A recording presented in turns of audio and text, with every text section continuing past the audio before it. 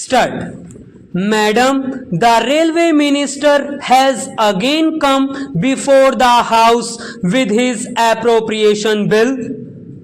Taking advantage of the occasion, I would like to put some points about the performance of the railways before the Honorable Minister for clarification. Full stop para. While the Honorable Minister has come out with his appropriation bill, he has also come up with another proposal that to implement the pay commissions award, he will have to raise some monies to the tune of rupees 320 crores by raising the freight structure of the Indian Railways. Full stop. Only 9 months back, when the railway budget was placed before Parliament, the railway minister justified the necessity for a hike in passenger fares, and that too for better performance of the railways and for giving more amenities to the passengers. Full stop. Of course, there is not enough scope for a thorough review of the performance of the railways during the last 9 months, but still some points may be discussed. Full stop. Definitely, the minister will take pride in his own performance. Full stop. But I do not know whether the Honorable Minister has any knowledge or connection with what the passengers say about the railways. Full stop. Perhaps he may not be having any contact with the ordinary public who travels by the railways. Full stop. They have a number of substantial complaints against the performance of the railways. Full stop. True, some new trains have been introduced during this time, and for some of the trains the running time has been reduced, but not to the extent to which it was there 5 or 6 years back. Full stop. But if you look at the railway system as a whole, you will find that improvement of the total railway system has remained at a big zero. There is no improvement if you look at the overall performance of the railways. Full stop. Para. Madam, during this period, both the passenger traffic and the freight traffic have gone up, and that has given additional revenue to the railway administration. But what about proper utilization of the money that the railways are earning for the proper administration of the railway system? Full stop.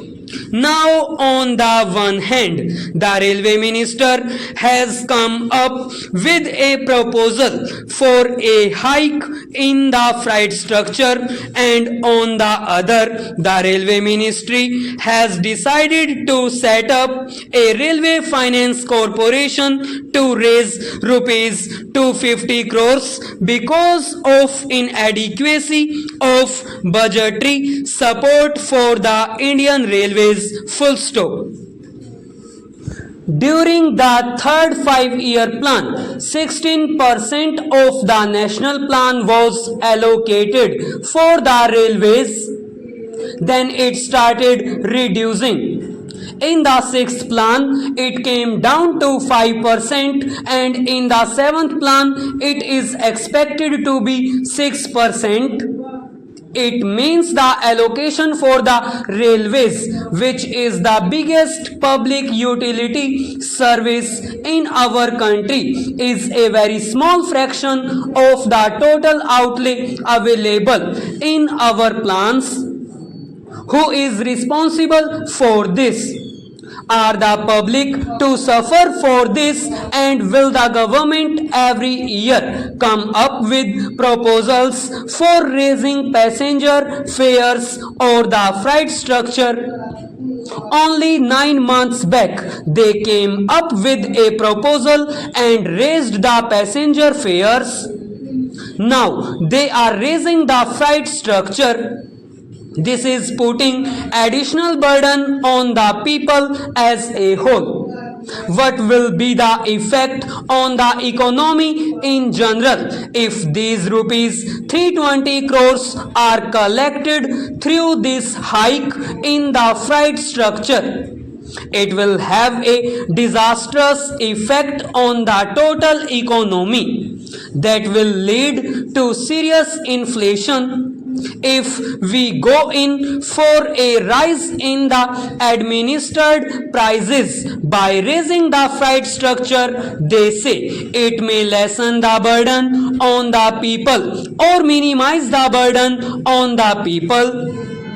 Whatever it is, the fact is that the effect of this hike in the freight structure will be serious on the total economy, and prices of all essential commodities are bound to go up. So, madam, I feel that the railway administration is putting additional burdens on the people several times every year. Now coming back to the passenger traffic, I would like to mention that some trains have been introduced, but I do not know whether the minister has any experience of travelling in the second class or in ordinary trains besides the Rajdhani or 2 or 3 super fast trains. There are deplorable conditions in the passenger trains that are running in our country. Without water, without light, without the minimum amenities, the passengers have to travel in a very pitiable condition. And reserved compartments are full of people who are without reservation, and people are compelled to travel in that way. Because of the shortage of accommodation, people have to travel like beasts, and without reservation, people come to reserved compartments. The reservation has also been reduced to a fare. Nowadays, to make a reservation in an ordinary first class or ordinary second class has no meaning, because people would not be able to travel in their reserved seats, and they will be made to stand while others without reservation will sit there.